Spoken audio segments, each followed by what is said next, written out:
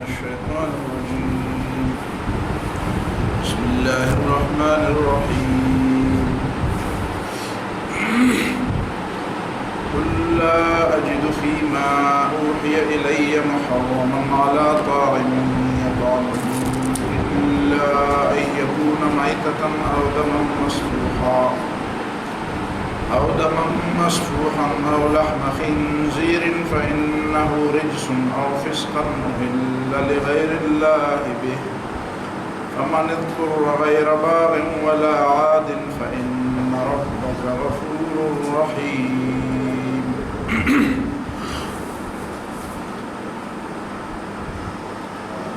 گزشتہ آیات میں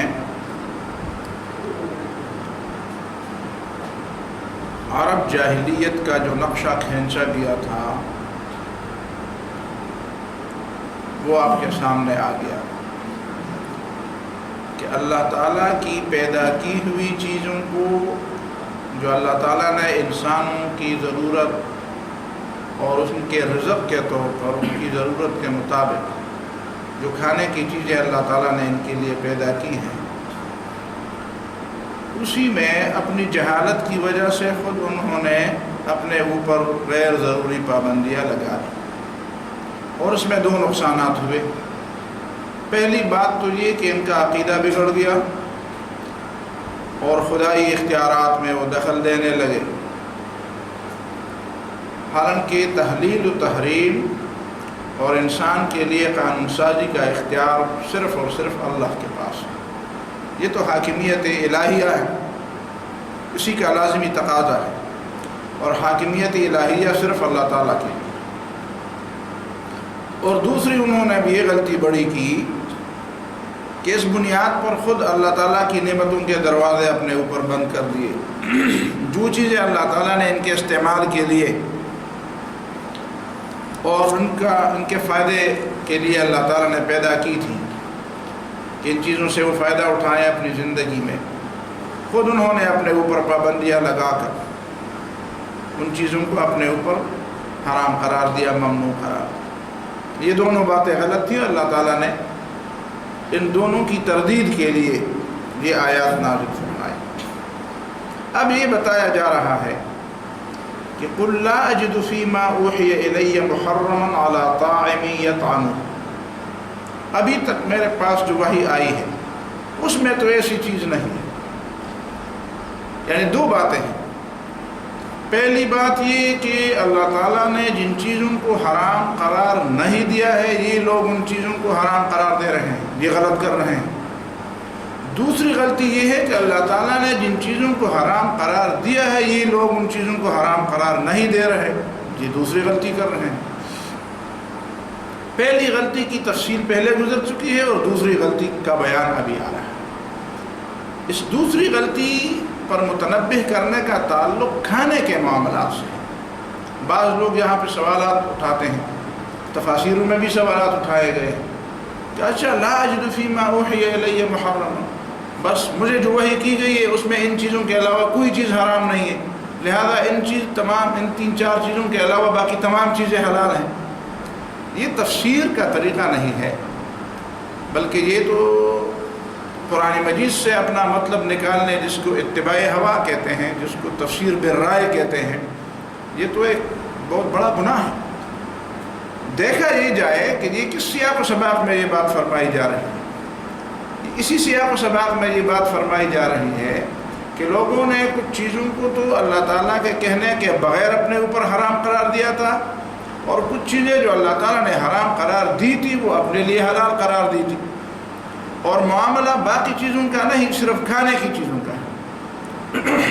تو یہاں پہ اس بات کو صرف کھانے، اور قرآن نے اس کو کھانے کے بارے میں محدود کیا بھی ہے، عَلَىٰ طَاعِمٍ يَطْعَمُهُ، کہ یہاں پہ سیاق و سباق میں خوراک کی بات ہو رہی ہے، کھانے کی چیزوں کی بات ہو رہی ہے، اور کھانے کی چیزیں بھی وہی جو عرب ماحول میں لوگ کھاتے رہے تھے۔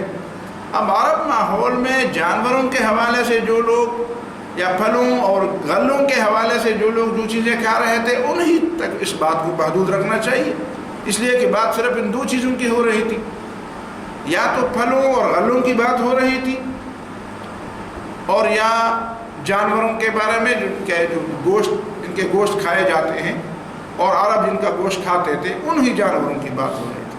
تو اب بات کو ان چیزوں سے عام کر کے پوری زندگی میں حرام و حلال تک لے جانا، اور اس کے بارے میں صرف یہ آیت، اسی سے یہ معنی لینا کہ بھائی ان 4 چیزوں کے علاوہ اور کوئی چیز حرام ہے ہی نہیں، یہ تو تحریف کی سب سے بڑی خطرناک ایک صورت ہے۔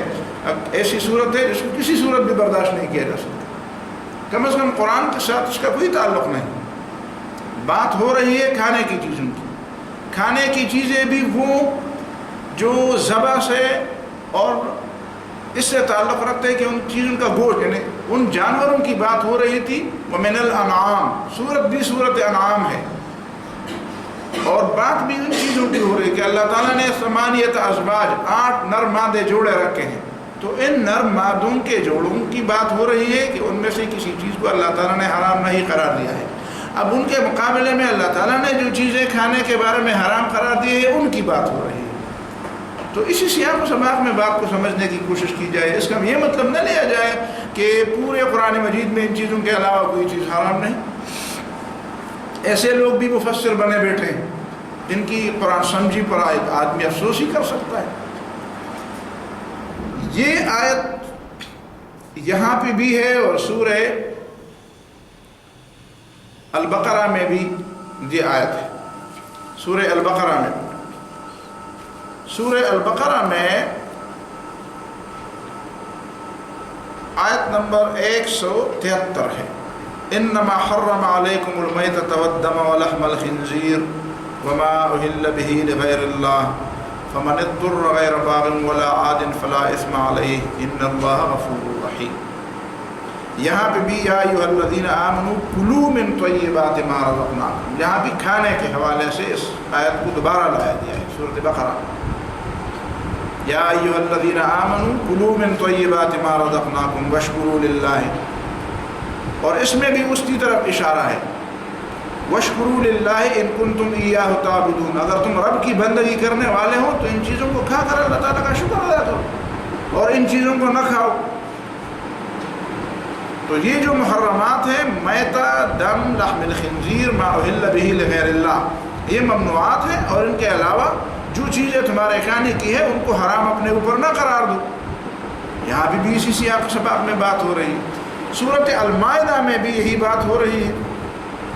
سورۃ المائدہ غالباً آیت نمبر 6 میں یہ بات ہو رہی ہے۔ آیت نمبر 3 میں حرمت علیکم المیتۃ والدم ولحم الخنزیر وما اہل لغیر اللہ بہ والمنخنقۃ والموقوذۃ والمتردیۃ والنطیحۃ وما اکل السبع الا ما ذکیتم وما ذبح علی النصب وان تستقسموا بالازلام، اس میں تھوڑی سی تفصیلات ہیں۔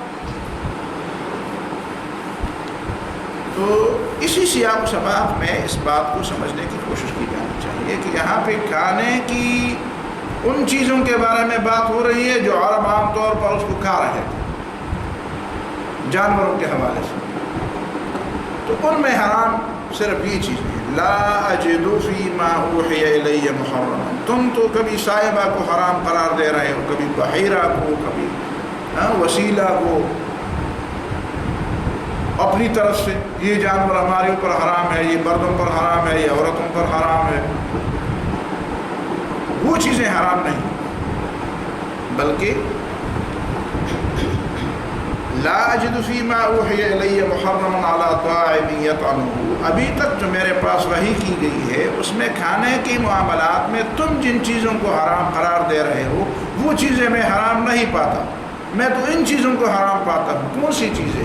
الا ان یکون میتۃ، کہ وہ مردار حرام ہے، اور مردار کی تفصیل پھر وہاں پہ سورہ المائدہ میں ذکر کی گئی ہے کہ مردار کی پھر کئی صورتیں ہیں، ویسے مر جائے، جانوروں کی لڑائی میں مر جائے، ایک جانور سے دھکا دے کر نیچے گرائے اور گرتے گرتے وہ مر جائے، کوئی جانور اس کو کھا لے، تو وما اکل السبع الا ما ذکیتم، سوائے اس کے کہ جس کو تم ذبح کرو، الا ان یکون میت، یہ میتہ ہے، مردار حرام، یہ لوگ مردار کو کھاتے تھے، او دم مسفوحا، یا وہ بہتا ہوا خون ہو، بہتے ہوئے خون کو بھی حرام قرار دیا. میں جو وحی میرے اوپر کی گئی ہے میں اس میں سے اس کو حرام پاتا ہوں. قرآن نے اس کو حرام قرار دیا. ہمارے ہاں بھی لوگوں کی کئی زمانے تک ہم اس کو دیکھتے رہے. ہمارے سامنے لوگوں نے جب اس میں عید الاضحیٰ میں جب جانور ذبح کرتے تھے تو اس خون کو متبرک سمجھتے تھے. پتہ نہیں کیسے لوگ قطاریں لے کر برتن لے کر اس کو کہتے تھے کہ میرا برتن پہلے بھر دو، میرا یہ متبرک خون ہے. پتہ نہیں لوگ اس کو کیوں نہیں منع کرتے تھے. دم مسفوحا تو بہتا ہوا خون ہے، مطلقاً حرام ہے. تو دم مسفوح دی. دوسری اور لحم خنزیر، یا وہ خنزیر کا گوشت. خنزیر کی ساری چیزیں حرام ہیں، گوشت پوشت ہڈی ساری چیزیں حرام ہیں. حتیٰ کہ اس کے چمڑے سے بھی کوئی فائدہ نہیں لیا جا سکتا. اس کا چمڑا دباغ سے بھی پاک نہیں ہوتا. باقی چیزوں کا تو چمڑا دباغ سے پاک، کوئی مردار جانور ہو اس کا چمڑا آپ استعمال کر سکتے جب آپ اس کو رنگ کر دیں. رنگ کرنے کے اپنے طریقے ہوتے ہیں. پرانے زمانے میں سادہ طریقے ہوتے تھے، اب کچھ جدید طریقے ہوں گے. لیکن بہرحال اس کو رنگ کیا جائے تو اس کو آپ کام پہ لا سکتے ہیں. لیکن خنزیر کا چمڑا بھی آپ استعمال میں نہیں لا سکتے، سوائے بعض صورت ان کے کہ اس میں اس کے جو بال ہیں کچھ لوگوں نے سینے کے لیے یا زخم سینے کے لیے اس کی اجازت چاہیے. تو بہرحال فقہاء نے اس کی اجازت دی ہے کہ اس کے بال کبھی اگر کوئی ضرورت پڑے اور کوئی دوسری چیز نہ ہو تو سینے کے لیے، کسی زخم کو سینے کے لیے اگر اس باقی شاید اس کے بال میں کوئی ایسی بات ہوگی کہ وہ ذرا زیادہ سخت ہوں گے، ورنہ اس کی ساری چیزیں. اور گوشت کا ذکر اس لیے کیا گیا کہ گوشت تو ظاہر ہے کہ سب سے جانور میں سب سے مرغوب چیز کھانے کے لیے تو گوشت ہی ہے.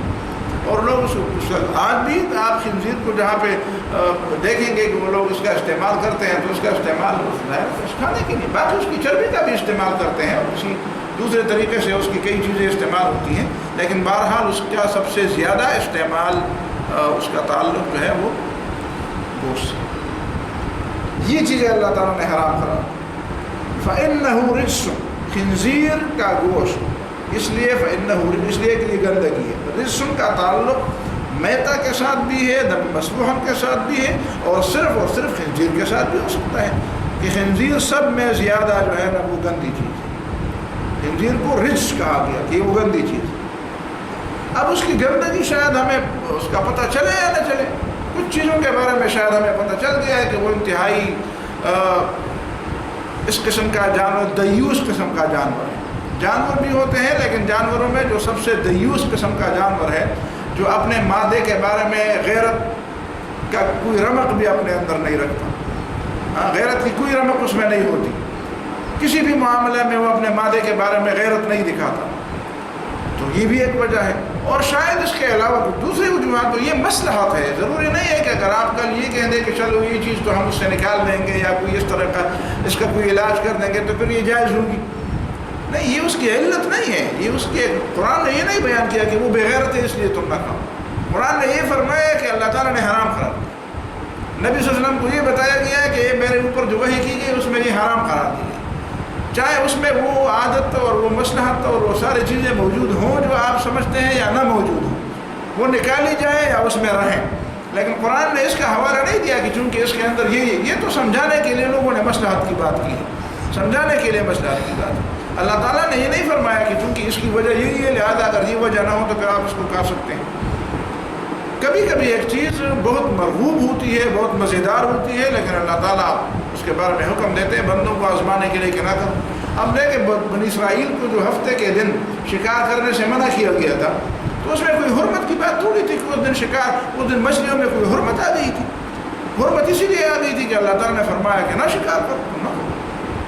وہی مچھلیاں ہیں. آپ جمعے کے دن شکار کر سکتے ہیں، آپ اتوار کے دن شکار کر سکتے تھے، پیر کے دن شکار کر سکتے تھے، لیکن وہی مچھلی آپ ہفتے کے دن شکار نہیں کرتے. اس لیے ہفتے کے دن زیادہ آتی تھی. تو آپ کی آزمائش کے لیے کہ جب شکاری کے سامنے شکار بہت قریب ہی سے گزر رہا ہو اور اس کے لیے اس کو پکڑنا آسان ہو تو وہ بالکل بے صبر ہو جاتا ہے. تو اسی طریقے سے تو اللہ تعالیٰ اس کے صبر کا امتحان لے رہا ہے.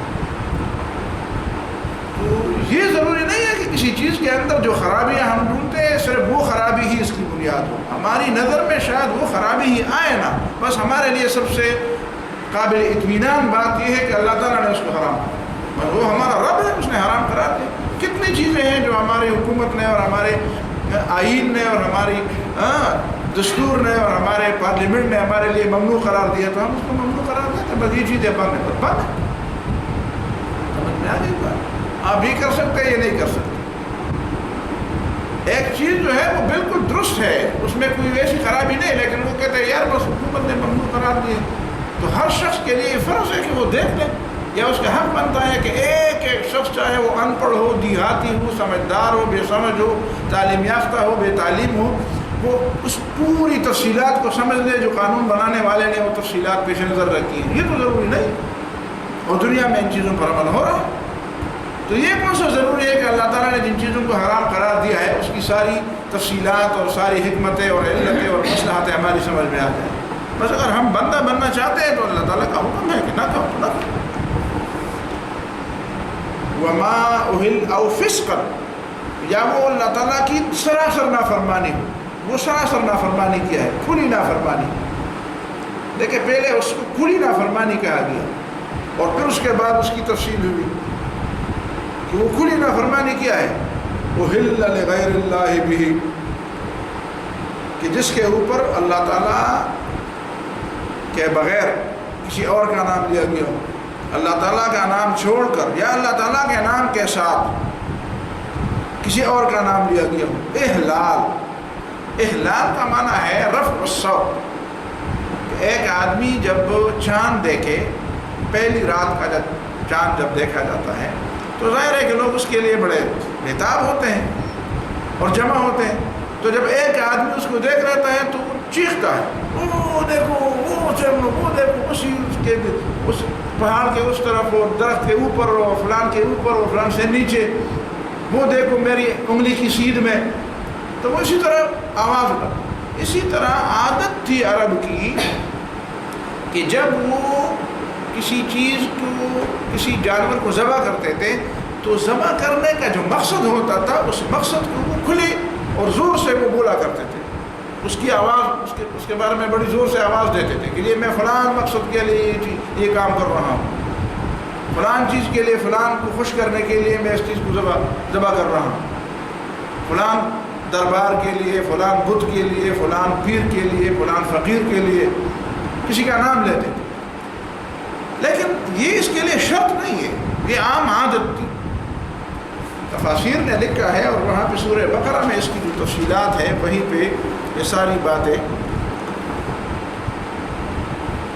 عرب جرت عادت العربی، تفسیر قرطبی نے لکھا ہے کہ وجرت عادت العربی بالسیاح باسم المقصود بالذبیحہ، کہ ذبح کرنے کا جو مقصد ہوتا تھا تو عرب کی عادت تھی کہ وہ مقصد، اسی مقصد کو چیخ پکار کر کے وہ لوگوں کے سامنے رکھتے تھے کہ لوگوں سمجھو میں اس مقصد کے لیے ذبح کر رہا ہوں۔ وغلب ذلك في استعمالهم، ان کا عام طریقہ تھا حتى عبر به عن النیت التي هي علة التحریم، اصل تحریم کی علت تو نیت ہے، لیکن اس نیت سے تعبیر احلال سے کی گئی، اس لیے کہ احلال عام طور پر عادت تھی۔ یہ پہلی بات۔ اب اس کے بعد جو ما اہل بہ لغیر اللہ کا جو مفہوم ہے کہ اللہ تعالیٰ کا نام اگر ذبح کرتے وقت لیا جائے اور اس کے ساتھ اللہ تعالیٰ کے نام کے ساتھ کسی اور کا بھی نام لیا جائے تو وہ چیز تو حرام ہے، اور اگر اللہ تعالیٰ کا نام نہ لیا جائے اور کسی اور کا نام لیا جائے تو وہ بھی حرام ہے۔ بہرحال غیر اللہ کا نام جب اس میں لیا جائے، اور دوسری بات یہ کہ غیر اللہ کا نام نہ لیا جائے لیکن نیت غیر اللہ کی، دل میں نیت یہ ہو کہ میں کسی پیر فقیر کو خوش کرنا چاہتا ہوں، گوشت سے نہیں، گوشت سے تو آپ اپنے بچوں کو خوش کریں گے، گوشت لن ینال اللہ لحومها ولا دماؤها، مقصد تو ذبح کے وقت اس ذبح سے مقصود کیا ہے، لیکن ایک گوشت، ایک مقصد گوشت ہے، ایک مقصد ذبح کرنا ہے۔ ذبح کرنے سے کسی کو خوش کرنا مقصود ہے، ظاہر ہے کہ آپ جب لات و منات کے لیے ذبح کرتے تھے لوگ تو لات و منات تو اس کا گوشت نہیں کھاتے تھے، گوشت وہ فقیر لوگ خود کھاتے تھے یا کسی غریب کو کھلاتے تھے، تو مقصد گوشت کا نہیں ہوتا تھا، مقصد جو ہے نا اس ذبح کرنے پر مقصد کسی کی تعظیم ہوتی تھی، کسی کا احترام ہوتا تھا۔ پہلی بات. دوسری بات یہ کہ چلو نیت کسی اور کے احترام کی ہو، اللہ تعالیٰ کی عظمت اور اللہ تعالیٰ کی قرب اور اس کی رضا کی نیت نہ ہو تو چاہے نام اللہ تعالیٰ کا ہی لیا گیا ہو لیکن وہ بھی حرام، اس لیے کہ آپ نے تفسیر قرطبی پڑھ لی اور دوسری بار آتی ہے فَكُلُّ مَا نُودِيَ عَلَيْهِ بِغَيْرِ اسْمِ اللَّهِ فَهُوَ حَرَامٌ، جس میں اللہ تعالیٰ کے نام کو چھوڑ کر کسی اور کا نام لیا گیا ہو وہ تو حرام ہے. وَإِن ذُبِحَ بِسْمِ اللَّهِ، اگرچہ اللہ تعالیٰ کا نام ذبح کرتے وقت لیا گیا ہو. ایک جانور کسی نے اللہ تعالیٰ کے بغیر کسی اور کے نام سے اس کی منت مانی ہے کہ یہ جانور خدا نخواستہ پھر بابا کے نام، تو ذبح کرتے وقت پھر بابا کا نام نہیں لیا، اللہ تعالیٰ کا نام لیا، لیکن یہ پھر بھی حرام، اس لیے کہ اس کو غیر اللہ کے تقرب کے لیے پہلے سے اس پر غیر اللہ کے تقرب کے بارے میں بات کی گئی ہے. نام تو غیر اللہ کا لیا گیا، اگر ذبح کرتے وقت اللہ تعالیٰ کا نام لیا. فَكُلُّ مَا نُودِيَ عَلَيْهِ بِغَيْرِ اسْمِ اللَّهِ، جب ایک چیز اللہ تعالیٰ کے علاوہ کسی اور کے نام کی جائے تو فَهُوَ حَرَامٌ وَإِنْ ذُبِحَ بِسْمِ اللَّهِ تَعَالَى، کیوں؟ حیث اجمع العلماء، یہ تفسیر کبیر کی عبارت ہے. حیث اجمع العلماء، علماء کا اس بات پہ اتفاق ہے کہ لو ان مسلما ذبح ذبیحۃ، کہ اگر کوئی مسلمان بھی کسی جانور کو ذبح کرے وقصد بذبحہ التقرب الی غیر اللہ، لیکن اس ذبح میں اس کا مقصد غیر اللہ کا قرب حاصل کرنا، اللہ کے بجائے کسی اور کا قرب حاصل کرنا اس ذبح کے ذریعے، گوشت کے ذریعے نہیں، ذبح کے ذریعے کسی اور کا قرب حاصل کرنا مقصود ہے. سوار مرتدن، تو یہ شخص بھی مرتد ہوا. وذبیحتہ ذبیحۃ مرتد، اور اس کی ذبیحہ کی حیثیت بھی مرتد کی ذبیحہ کی ہے. اس طرح مرتد کا ذبیحہ کھانا حرام ہے، اسی طرح اس کا ذبیحہ کھانا بھی حرام. اس کی ایک اور شکل بھی ہے. وہ شکل کیا ہے؟ وہ شکل یہ ہے کہ کوئی مہمان آ رہا ہے اور اس مہمان کے احترام کے لیے لوگ جانور ذبح کر رہے ہیں. کراچی میں ایک دفعہ ایسا ہوا تھا، ایک امیر صاحب آ رہے تھے اور اس امیر کے کارکنان اور اس کے جیالوں نے، اس کے ماننے والوں نے اس کے آنے کی خوشی میں وہاں پہ اونٹ ذبح کر دیے. اب امیر صاحب آ رہے ہیں، اس کے دونوں ہاتھ ہلا رہے ہیں اور ادھر سے اونٹوں کو باندھا گیا ہے قطار اندر قطار. تو جب امیر صاحب نمودار ہوتے ہیں تو ادھر کسی اونٹ پر چوری ذبح کی جاتی ہے، اور پھر جب وہ امیر نمودار ہوتے ہیں تو کسی دوسرے اونٹ پر چوری ذبح کی جاتی ہے. یہ کام بالکل ارتداد کا تھا، یہ کام بالکل گناہ کبیرہ تھا، کفر کا کام تھا. جس نے بھی کیا اس کو توبہ کرنی چاہیے، چاہے کہ وہ اپنے آپ کو کسی دین کا خادم یا علمبردار کہہ دے. در مختار جو مشہور کتاب ہے علامہ علاء الدین حسکفی کی، اور اس کی شرح ہے رد المختار، جس کو شامی کہتے ہیں، مشہور کتاب ہے فقہ کی. اسی شامی کا جو متن ہے، اصل متن تو تنویر الابصار ہے، تنویر الابصار کی شرح ہے در مختار، اور در مختار کا حاشیہ ہے رد المختار. تو یہ در مختار کی عبارت ہے، اور شامی نے بھی اس کی کتاب الذبائح میں جلد نمبر 5 میں، اور شامی نے بھی اس کی تائید اور تفصیلات بیان کی. اسی کی عبارت یہی ہے کہ ذبح لقدوم الامیر، کوئی امیر آ رہا ہے اور اس امیر کے آنے کی وجہ سے اس کے استقبال کے لیے جانوروں کو ذبح کیا جا رہا ہے. وَنَحْوِهِ كَوَاحِدٍ مِّنَ الْعُظَمَاء، کوئی بڑا ہو، کوئی لیڈر ہو، کوئی بڑا شخص جس کے ذہن میں بھی وہ بڑا ہو. یحرم، اس کو حرام ٹھہرایا جائے گا. لِأَنَّهُ أُحِلَّ بِهِ لِغَيْرِ اللَّهِ، اس لیے کہ یہ بھی ما أُحِلَّ بِهِ لِغَيْرِ اللَّهِ میں شامل ہے. وَلَوْ ذُكِرَ اسْمُ اللَّهِ، وَلَوْ ذُكِرَ اسْمُ اللَّهِ، اگرچہ ذبح کرتے وقت اس پر اللہ تعالیٰ کا نام لیا گیا ہو، لیکن مقصد کسی آنے والے کا استقبال کرنا ہو اور اسی ذبح پر اس کی تکریم مقصود ہو، اس جانور کو ذبح کرنے پر اس کی عزت اور توقیر مقصود ہو، تو یہ ما أُحِلَّ بِهِ لِغَيْرِ اللَّهِ میں شامل.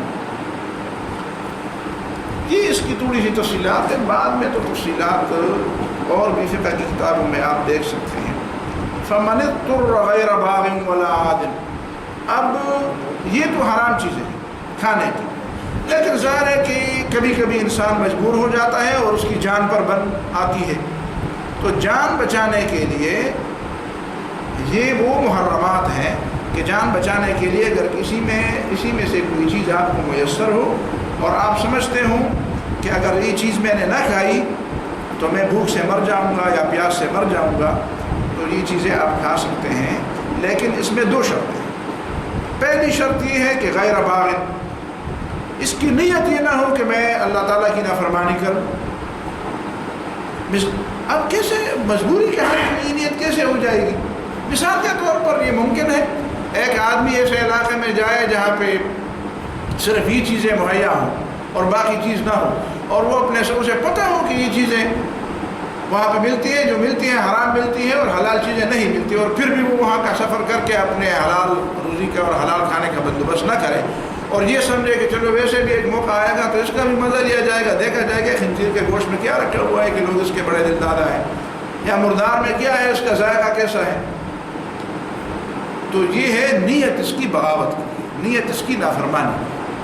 غیر باغن، اس کی شرط یہ ہے کہ آدمی کی نیت نافرمانی کی نہ ہو۔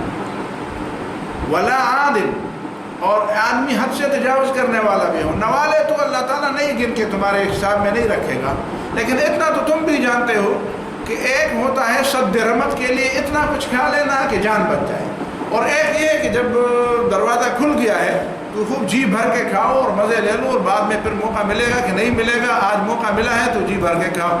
تو اس دونوں باتوں میں بڑا فرق ہے۔